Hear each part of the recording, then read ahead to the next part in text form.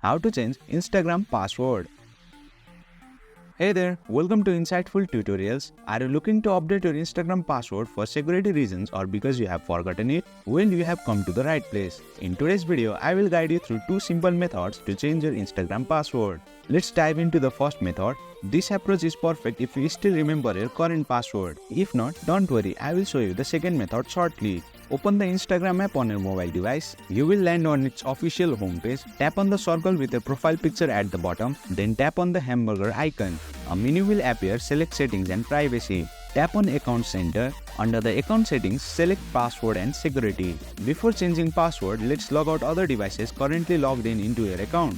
Tap on where you are logged in under Security Checks. If you have multiple accounts, select the relevant one. You will be directed to Account Login Activity page. Over here, you will see all the logins on other devices. Tap on Select All to log out. If there are multiple devices logged in, you will find that option at the very bottom. Tap on Select All. At the bottom, tap on Logout. A confirmation pop-up will appear. Click on Logout. And boom, all the other devices has been logged out. Let's change the password to increase more security in your account. Tap on back arrow at the top for 2 times.